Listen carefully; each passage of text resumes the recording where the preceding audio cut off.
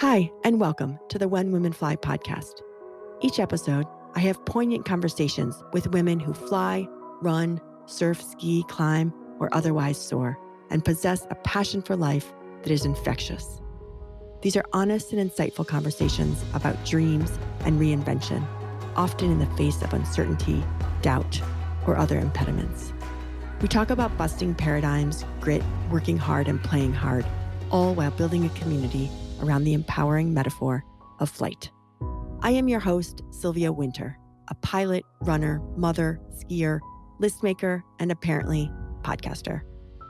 I believe that when we share our stories, own our fears, and dismantle our perceived limitations, the possibilities are boundless. Whether you're pursuing your passion or simply love the idea of possibility and wonder, this podcast is for you. Thank you so much for joining me today. Let's get started. My guest today is Jamie Lee Klaes, a pilot, skier, and educator, born and raised in a tiny rural fly-in-only village in Alaska. Most of her life has been spent in the far north of Alaska, where the only way truly in and out is the air. She is familiar with the nights when the sun will not set and the mornings when the sun refuses to rise, and the indigenous Native Alaskans. Her family owned and operated a rural lodge and air taxi for 33 years out of Bettles, Alaska, Latitude 66, above the Arctic Circle, where the raw wilderness is inexplicable and mesmerizing. We talk about Jamie's strong ties to rural Alaska and stepping up as the director of aviation for Alaska Excel, a nonprofit that provides resources and skills for rural youth across Alaska. She also flies Medevac missions to rural villages in remote areas and is a backcountry flight instructor on floats and skis. She was a dog sledding guide, former Mayor of Bettles, and spent summers as a tour pilot around Denali, the largest mountain in the world from base to top. I continue to reflect on how Jamie peels back what it means to explore the intersection of flying, community, outreach, and education. It is an honest and raw conversation about identity, transformation, the inequities in health and well-being in rural versus urban communities, and the need for focus on social, cultural, and psychological interventions to discontinue transgenerational transmission of historic trauma. Even as the vast, heart-pounding beauty of Alaska is home to Jamie, we talk about the years she spent as a seasonal nomad following the winter ski season to the American Rockies, spending shoulder seasons in Central America, and returning home to Alaska for summers. We talk about stages of life, change, the itinerant life, and then how the loss of her father altered her life. Jamie is an avid outdoors woman and self-proclaimed mediocre athlete. She's got an inspiring stash of tales of skiing in Hokkaido, the Swiss Alps, and most recently the French Alps, where she learned a new phenomenon called speed riding, a blend of paragliding and skiing that lets you ride or fly the slopes at incredible speeds. I have the awesome job of meeting women and daylighting their stories. I just love talking to women driven by heart and integrity and passion. And yes, there's also a dash of yoga and travel in this conversation too. If you are only just discovering the When Women Fly podcast, welcome. We explore the intersection between flying, culture, place, community, with women who share a passion for flight, metaphorically or literally. I post new episodes every week, so if this or any episode resonates with you, follow, share, and review, and check out my new Patreon page in the show notes. I saw these words etched into a bench today. There are no squares in nature, so please don't box me in. Enjoy this conversation with Jamie Lee Klaes. Hey, Jamie, I am so thrilled to talk to you today. Thank you so much for joining me. Thanks for having me on the podcast. It's a great opportunity. So what's it like up in Anchorage mid-spring? Spring in Alaska, it feels like it hasn't totally sprung yet. It's been pretty cold, actually. The sun is starting to warm up throughout the day, and so I think we're on the verge of things starting to melt. But we've still been hovering in the zero. I think today maybe it got up to 20 above. Wow. Yeah. You get more sunlight though. A lot more sunlight. Yeah. And I was actually watching one of my favorite things to do is since I'm from northern Alaska, I like to watch when it switches over. So about a week ago, it got lighter where I'm from in the north than it is in Anchorage. So that I always like watching that happen. Halfway through, right? Yeah. Let's first talk about your background. Tell me about the place you grew up and how it influenced you. I grew up in a small community called Bettles. It's a fly-in only community about 35 miles north of the Arctic Circle or 200 miles north of Fairbanks. And Fairbanks is pretty much in the center of Alaska. So Bettles is just above the Arctic Circle in the foothills of the Brooks Range. And it's a little fly-in only place. And when I was there, it had about 100 residents. And so we had one school, first through 12th grade, and my parents had a lodge and an air taxi located right on the runway. And why would people come to the lodge there? For various reasons, it was kind of a pilot roadhouse. So a lot of pilots came by to fuel up their plane. If the weather was bad, they would get a room and something to eat, stay the night. We started having guests that came from all over the world to go backpacking in the Brooks Range, to go rafting, hiking, and hunting in the fall. And what's the community like up there? The community's mixed. There were Athabaskan, Inupiaq, Eskimo, and white. So it was a mixture of all three. And there's the original village of Evansville, and then Bettles is the community that's actually a city with a mayor. Evansville has a chief and a tribal council. And so we all go to the same school and we all live on the same road, but it's kind of like what land you're living on and who's governing it, right? And so there were a lot of jobs from back then, not now, but the FAA had a building there, and there were jobs at the school and jobs at the Gates of the Arctic National Park Service that brought people into work in Bettles. So what changed? I think a lot of things. Number one, people don't want to live out like that as much anymore. I feel like in the 70s and 80s and even into the 90s, there was a big drive to live off grid, and now it's everybody kind of just wants to visit those places and be more connected. And then also, I think government funding changed for those programs. So there's a lot more money being thrown around in Alaska, specifically during those decades, where we're a lot tighter on our budget now than we used to be. So a lot of those services aren't available anymore. Hmm. That must affect the community a lot. Oh, absolutely. Yeah. The community now is maybe 20 people on a good day. Oh, really? Yeah. And do they maintain a school? No, no, the school shut down. I can't remember what year, but it was like early 2000s Wow. or mid 2000s, maybe. I mean, growing up in a small community like that, you're very connected with the people around you. So it's even if you don't really get along with someone or see eye to eye with them or have a similar personality, you still consider them a friend, a community member, somebody you see most days. So that's been different living in a city where people are almost more in a bubble here than you are out there because you can only you can surround yourself with just the people you want to be around for the most part. You might have a cranky coworker or somebody you put up with. In small communities, you take care of each other, even when you're from different backgrounds or have different perspectives. My dad and mom are both from Colorado originally. And when my dad was in high school, he actually was recommended by a counselor to stay out of trouble. He should start flight lessons. And he was only 14 at the time. And my grandma took a job so that he could start flight lessons at the local airport in Stapleton. And by the time he was 18, he was already teaching ground school at the local college.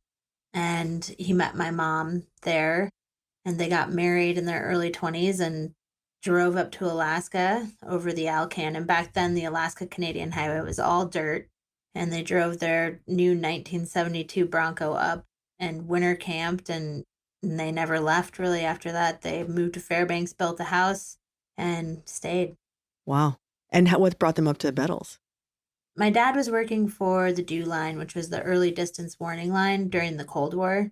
And he used to fly, I believe it was a Navajo, through Bettles to get fuel, because everyone usually stops in Bettles to get fuel because it's the last stop for fuel before you get to the North Slope and the Arctic Ocean. So it's a really popular place to stop and get fuel, and it has a mile-long gravel runway. So he would stop there to get fuel, and on one of his times through, he saw that it was for sale, and I guess it had always been a dream of his to have his own air taxi. And did you fly with him when you were younger? I did fly with my dad when I was younger all the time. I don't actually recall flying with my dad as a child when as an infant or the first time. It was just always a part of my life as I can remember it.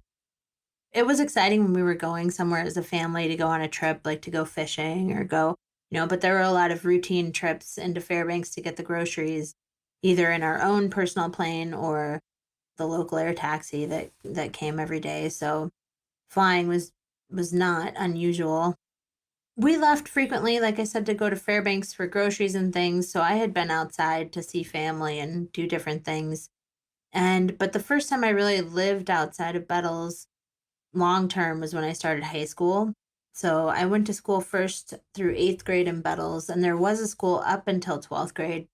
By the time I was a freshman, there were only 6 kids left in the whole school, first through 12th, and I was the only girl. So my parents decided to take us into Fairbanks for high school so that we could socialize and, if we wanted to play sports or have other opportunities, we could do that. So then you were in Fairbanks.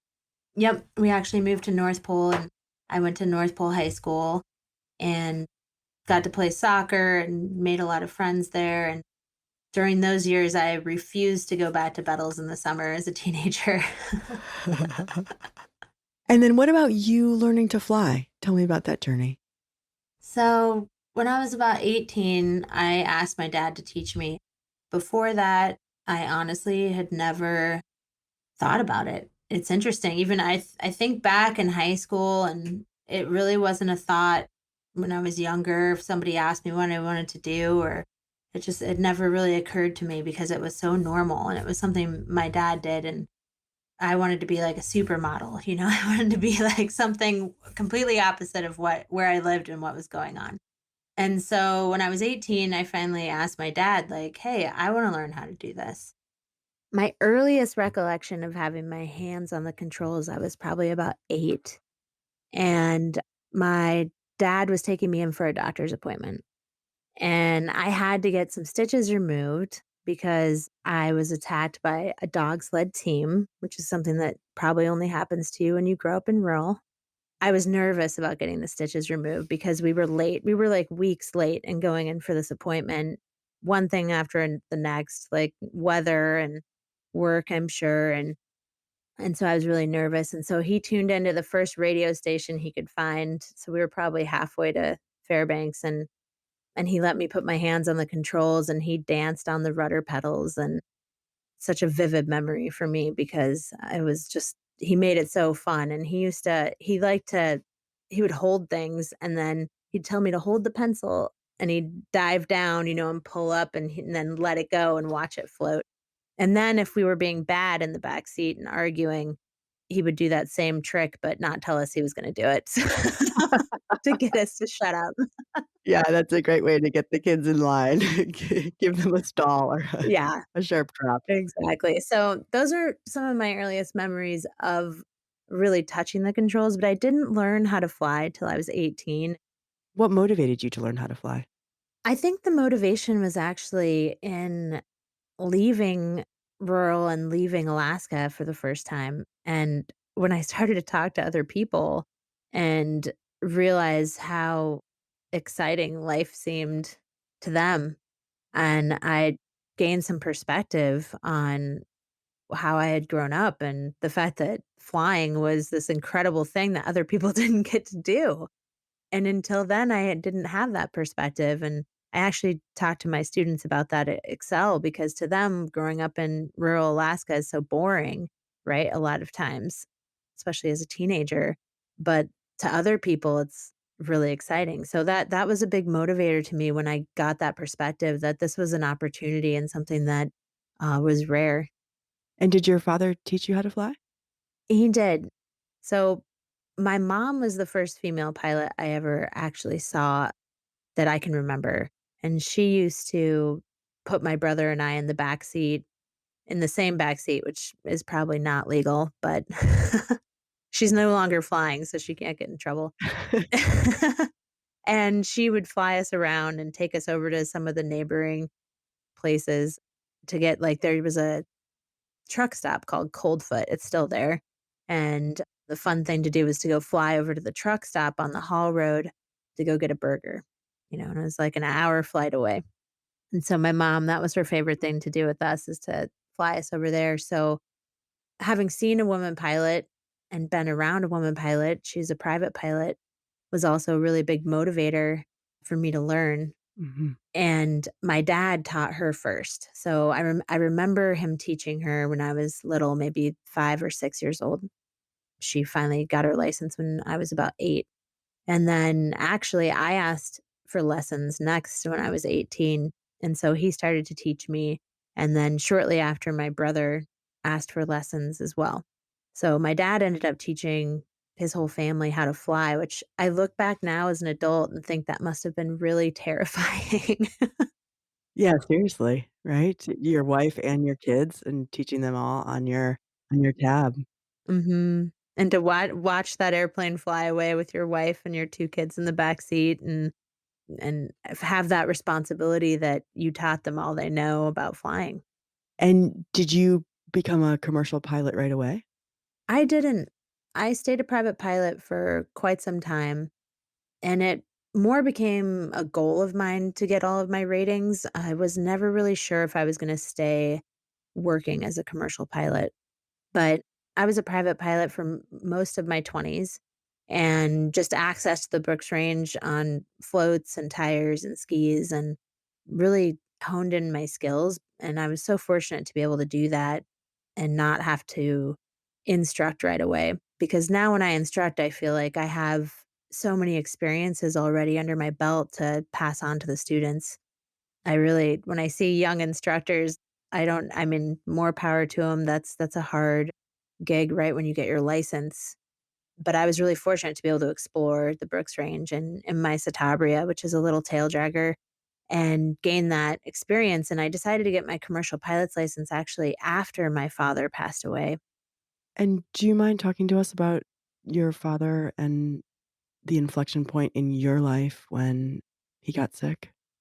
Yeah, when my dad got sick, I had been working seasonally mostly. So I had this gig that I thought was wonderful. I was like, why aren't more people doing this? I would go to Colorado, work the ski season, usually have 2 or 3 jobs. I was a dog sledding guide and as one of my jobs, as well as a waitress, and took photos on the mountain, and even I was there at the brink when it was like went from film to digital. So I was doing that in the winter, and then I would take a couple months off, go to Central America, travel, spend most of my money, and then I would go to Alaska and I would work for the tribe in Evansville, Bettles in the summers, and I did that for years, and I just didn't understand why more people weren't living seasonally. I was having such a great time. So when my dad got sick, I had worked in the hospitality industry on my own, separate from the family business a lot. And I stepped in. I knew the lodge like the back of my hand in the business, even though I hadn't really worked there as an adult. So I stepped in to help out while he was sick. And unfortunately, he didn't get better. He passed away of cancer pretty quickly. So at that point, because I didn't have a family or a solid career path, it was obvious that I was going to move home to Bettles permanently until we found some buyers for the lodge. And I struggled a lot with whether I should buy it or not, and ultimately decided that it was my dad's dream and my mom's dream, and it wasn't mine. And I'd lived so much of my life there that it was time to move on. And you took on a lot at that point when you did sell it. Did you have sort of a restart of figuring out what you wanted to do, or what happened next for you?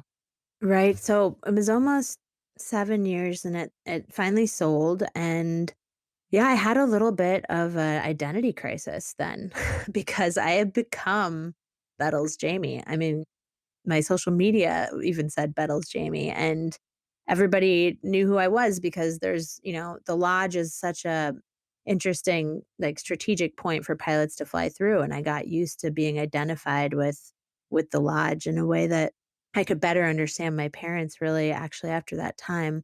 But so when it sold, because I never knew if it would sell or when it would sell, I was definitely surprised and went through that next year. I kind of took it fairly easy trying to figure out what I was going to do next. And unfortunately, during that time, my younger brother passed just a few months after it sold. So it was very difficult year for me figuring out what I was gonna do and who I was without the lodge.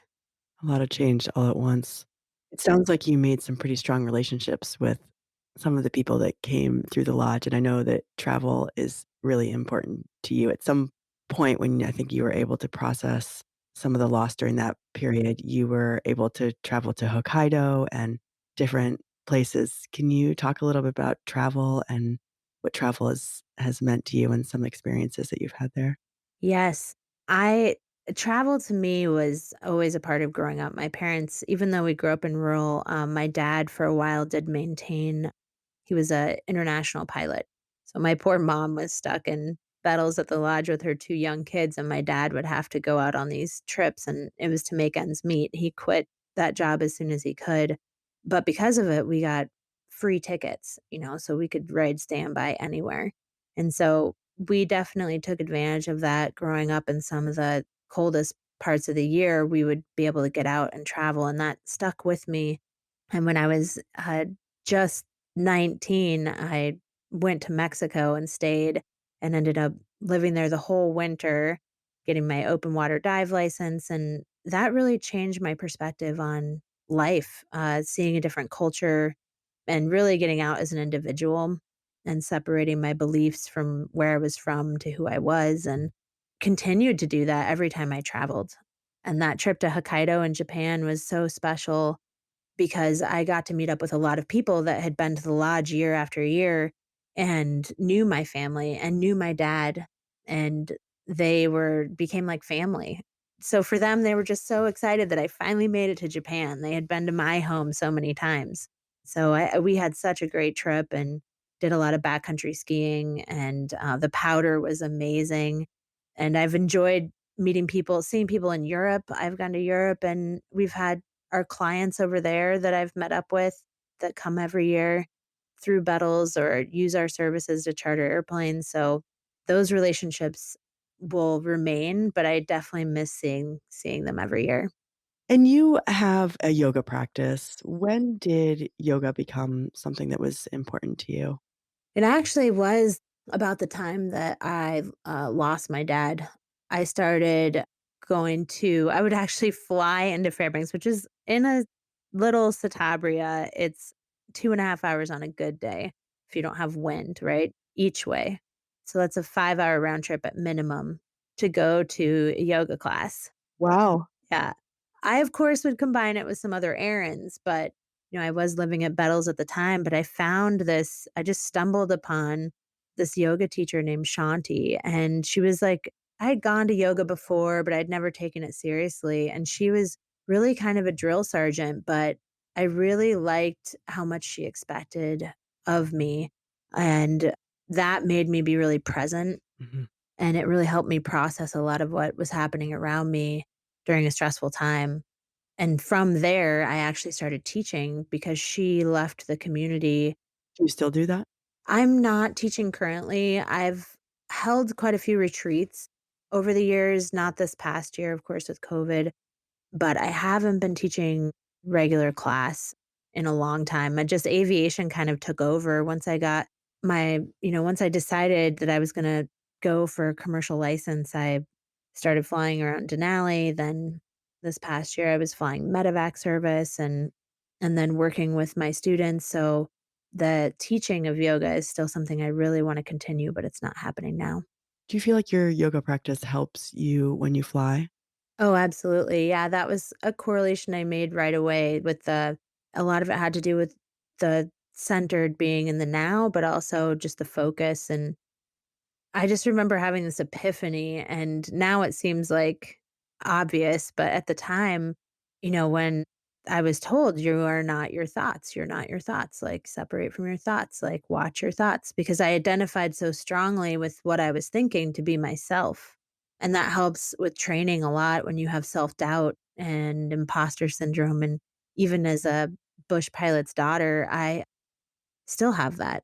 It's still something I battle with, and I think it's a human condition. You've been an integral part of Excel Alaska, a program, a nonprofit that provides resources and skills for rural youth across Alaska. Can you tell me what you do with Excel and how you explore the intersection of flying and community and education there? Sure. I'm a firm believer in what you put out, you kind of get back at some point. And I kept putting out that I wanted to teach in rural Alaska. And at first, that was going to be yoga and nutrition, and because it had such a big impact on my life. But as I became more knowledgeable as a pilot and gained more experience, then I wanted to start teaching flying in villages. So I had spoke so long about wanting to start a nonprofit and wanting to teach in the villages that I actually got contacted by a nonprofit that does work all over Alaska, wanting to start their own aviation program. So now I'm the director of that aviation program, and we've been running it for about 3 years. But we're so much bigger than aviation. They do everything at Alaska Excel, from life skills training to career trades to prepping for university. So we work with students 7th through 12th grade. We're located on the Alaska Pacific University campus in Anchorage, and we bring the students in for intensives. So we don't believe in the boarding school method. We bring them in starting in 7th grade for shorter intensive classes, sometimes just 2 nights. We pride ourselves on not being selective in the way of the GPA, but it's more about attitude and effort and motivation. So one of my favorite things about Alaska Excel is that we have students that have had a lot of traumatic experiences, or have been really isolated in their villages. And when they come in, they might act out for some reason. And so we have some rules that are non negotiable. And then we have others that, you get a warning. But if you get sent home from our program, you're always welcome back. The only thing we require is an apology, and you can always come back, and we work with the students to, those are the students that probably need us the most. So we are really all inclusive, and if your grade point average is low, then we want you to come even more so that we can help you, because then school isn't speaking to you. A lot of our kids are not academic in that way. They're incredibly skilled and smart and problem solvers, but the book stuff doesn't isn't that relatable. So we try to help be relatable so that they will finish their high school degree and go on. Some of our students are very academic and go to university, but the majority are more hands-on. So yeah, we're very inclusive. It's not about GPA. hmm I'd like to take some time to stitch what you're doing into the context of the indigenous people and understand how it fits into the historic trauma of that area. In recent years, we've seen the rise of historic trauma as a trope to describe the long-term impact of colonization and cultural suppression and historic oppression of so many indigenous people, including, of course, the Native Americans in Alaska and the United States. The initial impact of the European contact on the indigenous populations of the Americas was marked by such a massive loss of life with infectious diseases and violent encounters. And Native Alaskans were impacted by these explicit policies aimed at cultural suppression and forced assimilation of indigenous peoples. You mentioned it's explicitly not a boarding school. Clearly, you have seen transgenerational transmission of this historic trauma, having grown up in rural Alaska as a white girl in the 80s. And you remain very integrated into that community. What insights do you have about this historic trauma, including the grief and loss and the structural factors that continue to contribute to the current problems for Indigenous people and the digital divide and, all the things sort of undermining the community autonomy?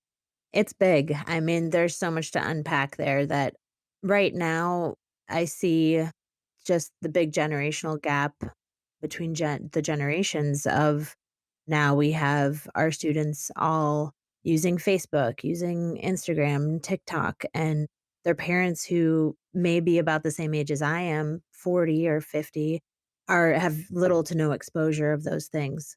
So there's a very large generational gap going on right now with, and then with the limited resources that they have, has, and COVID really highlighted that for us to see how limited their resources are once they shut down the schools.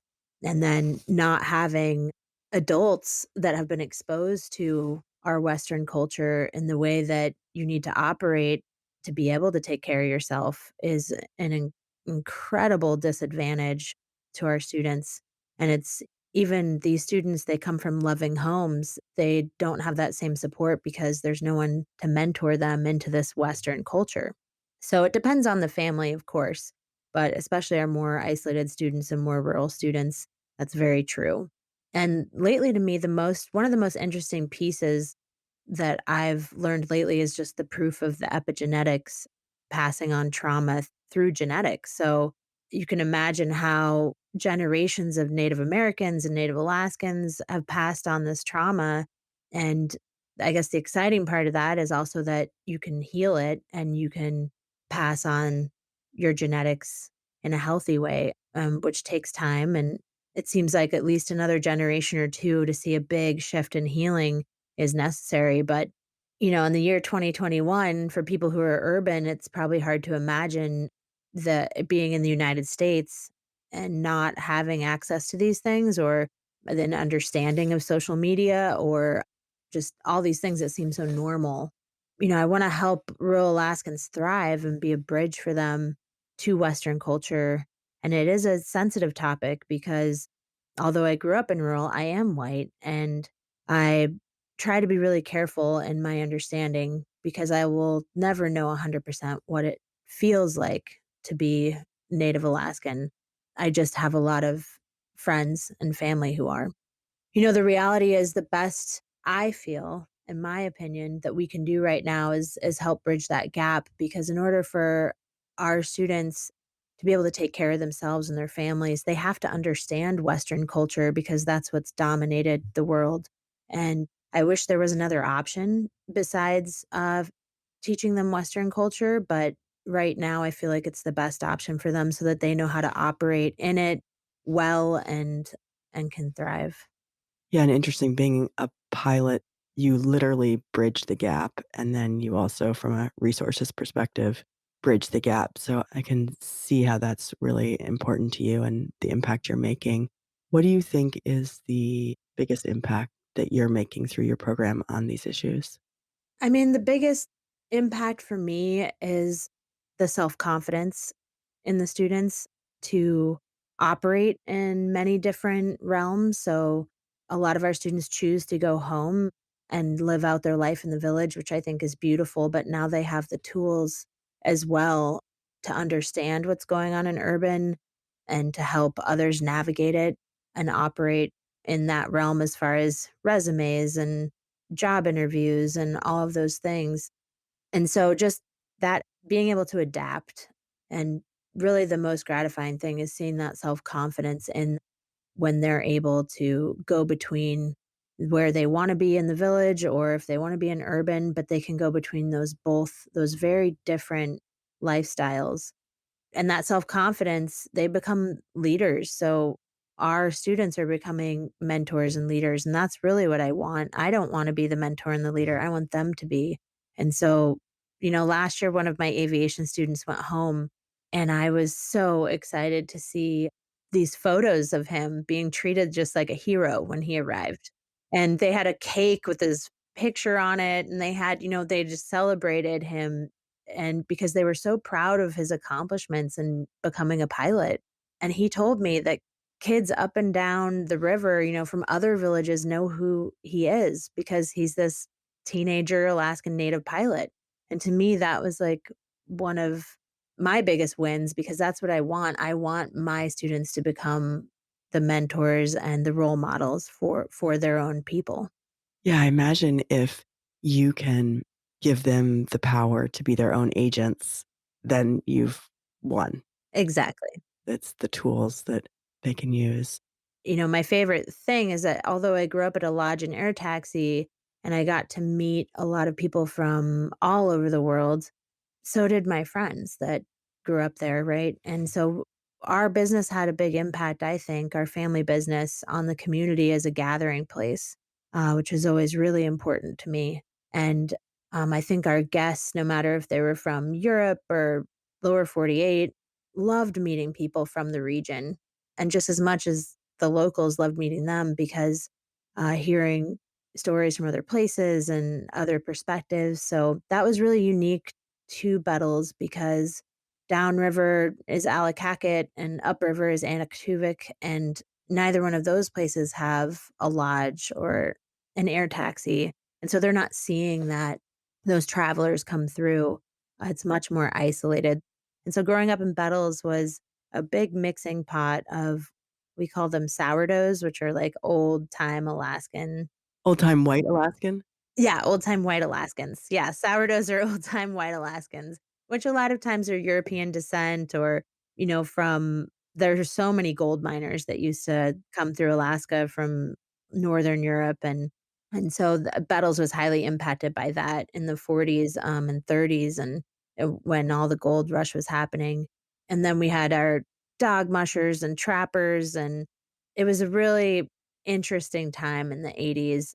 There was a lot of federal money, so there were a lot of jobs, and people were really curious about getting out and living off the land and living remote. So it was really bustling and lively. And I have really fond memories because growing up in a small community like that, where there's no roads out, you know every single person, and you're given a lot of freedom to just run around and, all day long with your friends by yourself. So it was a great childhood.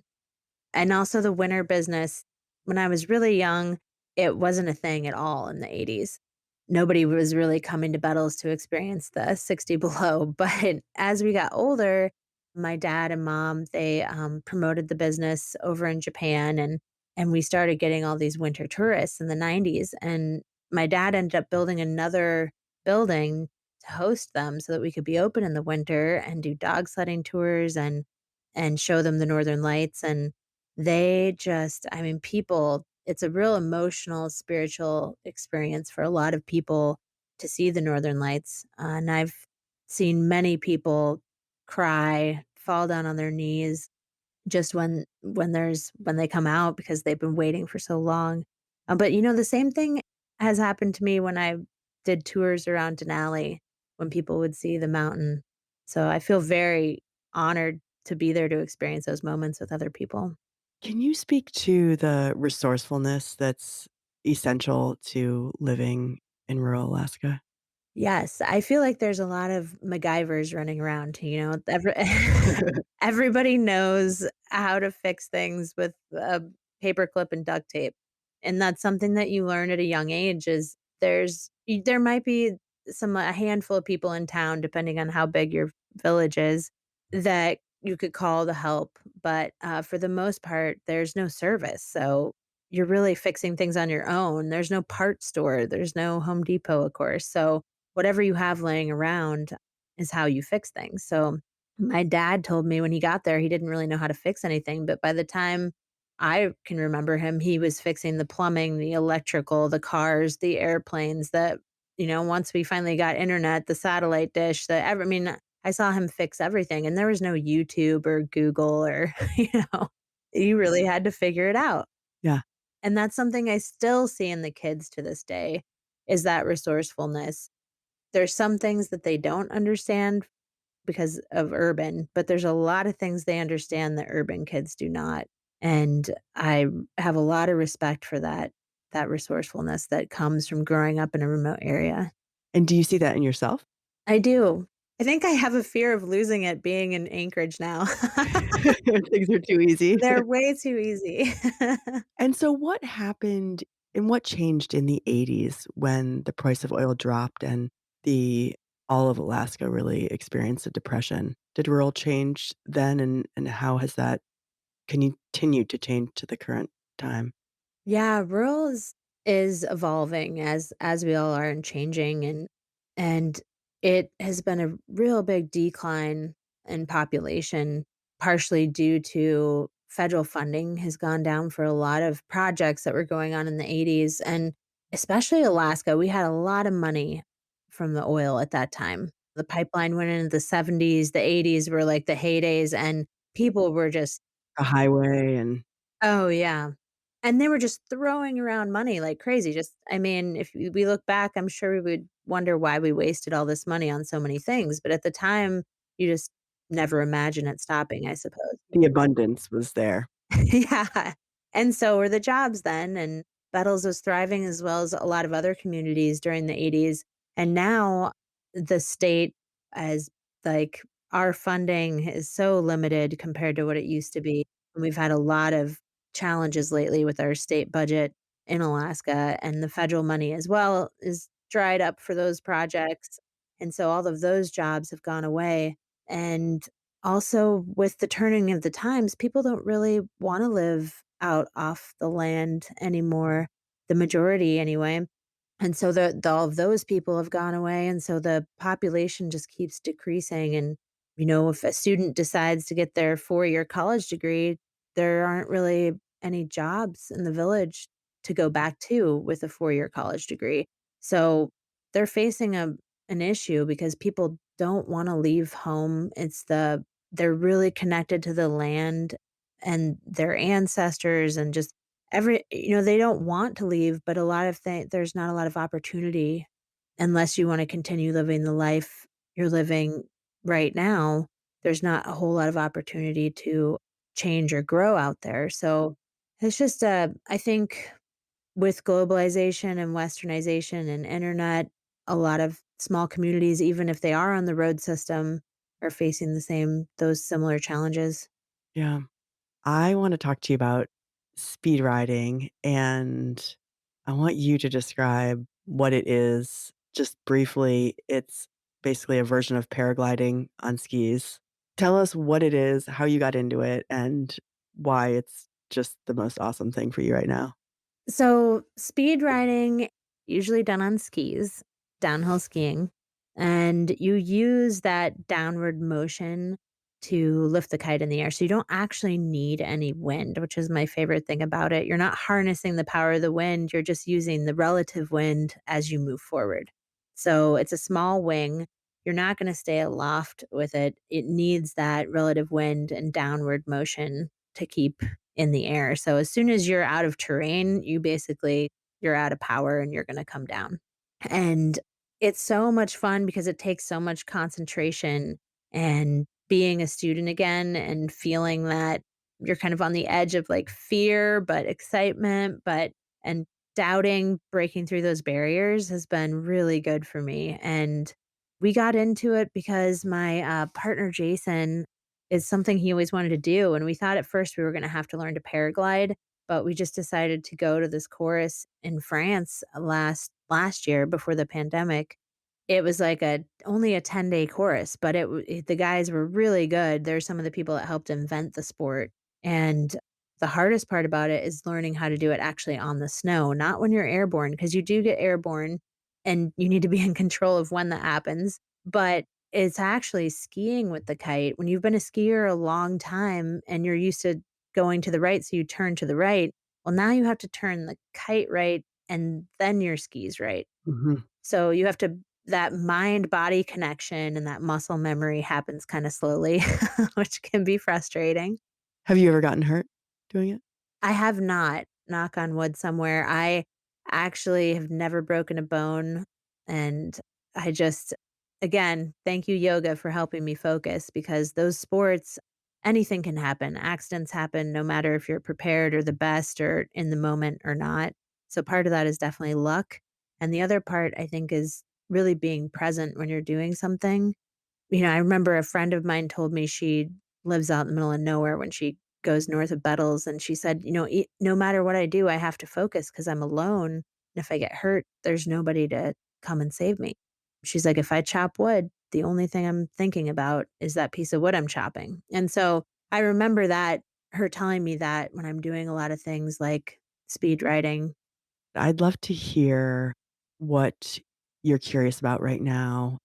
Currently, I've been reading a book called Stealing Fire, and It talks about the mind body spirit connection and kind of overtime, and examines it through like meditation and high adrenaline sports and psychedelics. And it's been super interesting. I'm in the last chapters now, but if you're interested in any of that or the neuroscience behind it, I definitely recommend it. If you're looking for more of a fun read, I definitely recommend The Raven's Gift. I just finished it, and it's by Don Reardon. He's a teacher at the university here, and it's about rural Alaska school teachers that were new to the state. And then there's like a modern day pandemic that happens, which was this was written before coronavirus. It was just a good read, a fun read. Yeah. Jamie, you have so many interesting things to take away from this conversation. Do you have any big projects or things in the pipeline that you want to share? Well, right now I've been focusing on creating a website, and it's going to be for remote destinations in Alaska. So, looking at all these cabins that sit empty most of the year and that could be utilized, and people want to use them, and we have so many pilots in Alaska that could use them. So, creating a platform for the owners of those cabins to be able to rent them out to pilots, or if someone wanted to charter a plane or rent a plane. So I'm working on that now. It's not up and live yet. I'm hoping by June we'll have it going. And Does that have a name? it does I'm hesitant to release the name. I have a name, but I'm not releasing it. Okay, stay tuned. We'll post it when it goes live. Yeah, I should have more stuff on my website, which is just jamieclays.com about it. There'll be a tab on there where it'll link. And then I've been doing aviation consulting. So people that think about aircraft ownership or organizations that are looking at ownership, I kind of help them put together a program and first see if it's viable for them, what the costs are. And way out in the future is going to be a book, just perspective on growing up in rural and how losing my brother kind of changed me and the trajectory of a lot of lives. I'd like to co-author a book as well about working in rural with indigenous as a white person. I'd like to co-author that with someone who's Alaskan Native to help other people gain perspective. And I think that it would be more of like a training material where it could be used all over for those situations working with indigenous. How can you describe your connection to the place and the people for Alaska? For me, rural Alaska is just a really special environment. The people are really kind and they have a great sense of humor. In some ways, it's incredibly simple living there. You know, you stay out there a long time and you come back in and kind of the stoplights are bothersome, and the grocery store and the bank and all those things, it's too much. But then there's also like this really complex side of rural Alaska with complex issues. And so I feel that growing up in rural definitely shaped who I am. And it was interesting because I am from a white family. My parents aren't originally from there, but I'm originally from there. So it's like being a first generation Alaskan and rural.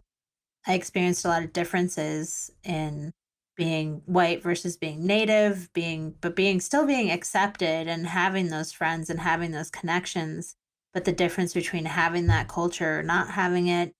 So I just feel like I can be that bridge in rural to understanding kind of what's happening in Anchorage to what's happening in rural.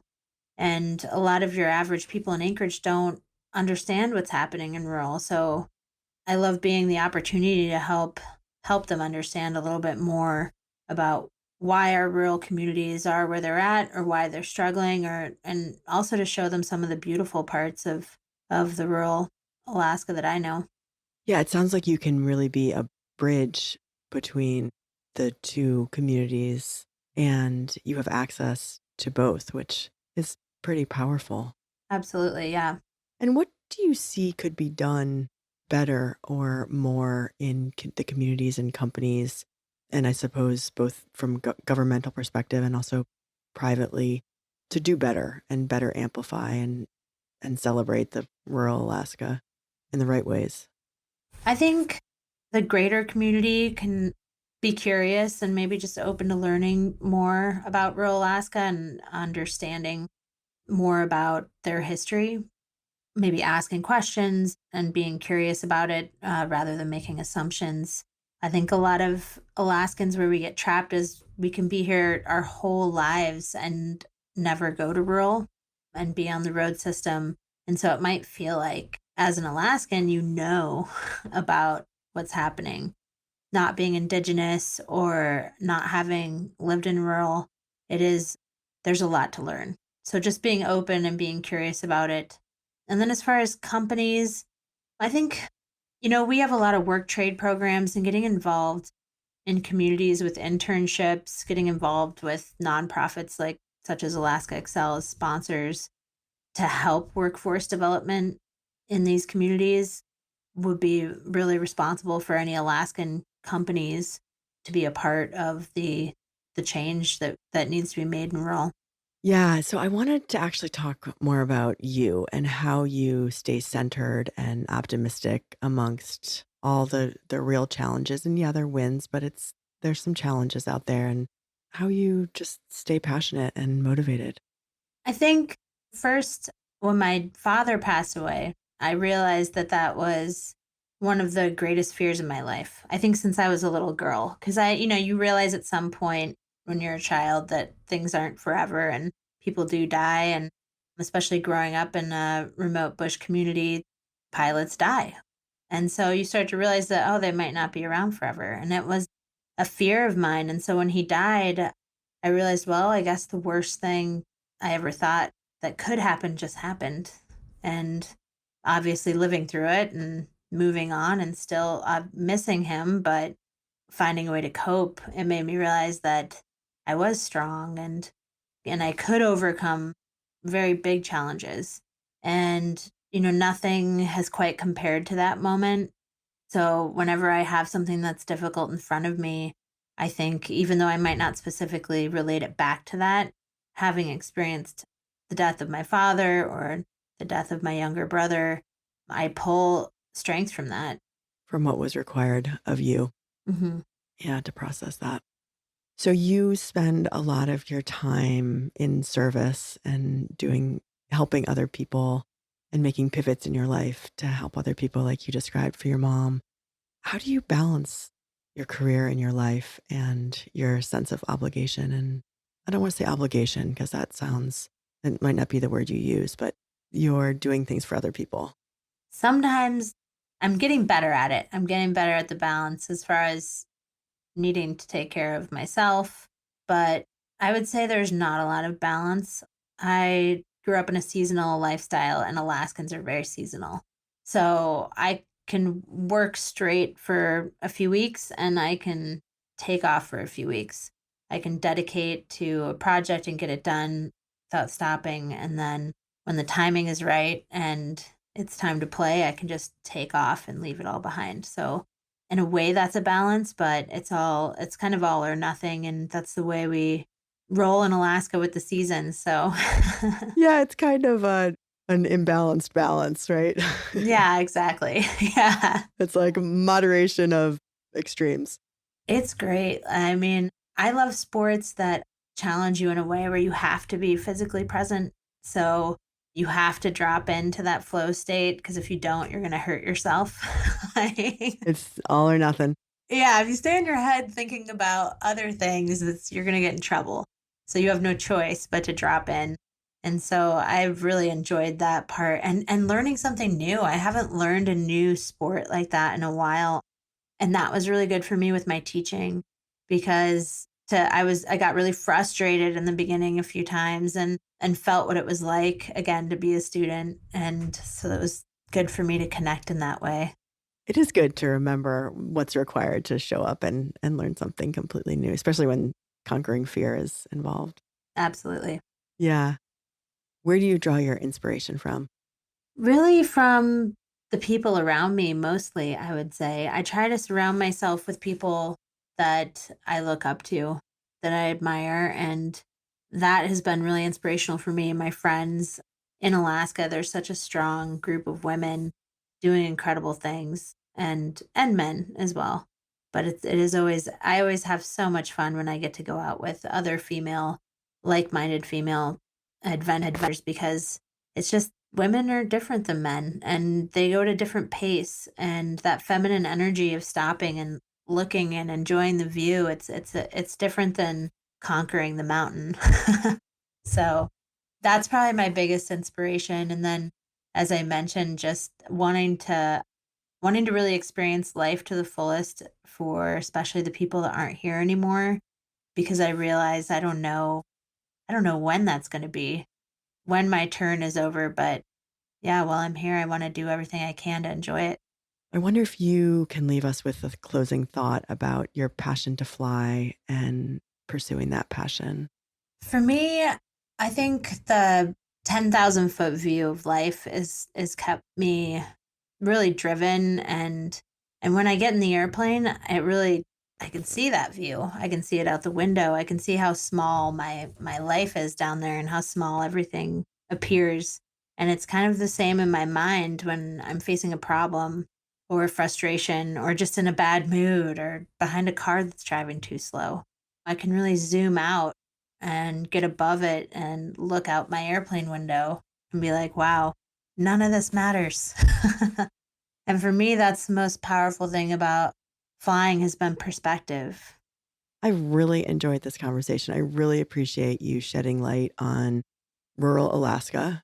You, having grown up there, have a perspective that is deep, and I can tell that you're deeply committed to the people there. And I think what I am appreciating from getting to know you a little bit and you shining the light on the challenges, the very real challenges of the people from that area that have endured a lot through quite a few generations. So I just really appreciate you sharing and doing what you're doing and being committed to just day to day getting out there and having a message. Great. Thank you so much for having me. It was really fun to share what we do here at Excel and just about rural Alaska. Always up for talking about it. Thank you for listening to the When Women Fly podcast. My hope is that you leave this conversation with a sense of curiosity and empowerment to hold on to what is important and let go to what weighs you down. Stare fear in the face. If you like this episode of the When Women Fly podcast, be sure to share and subscribe and let us know what you think. We love feedback. Be brave, be bold, and fly. See you next time.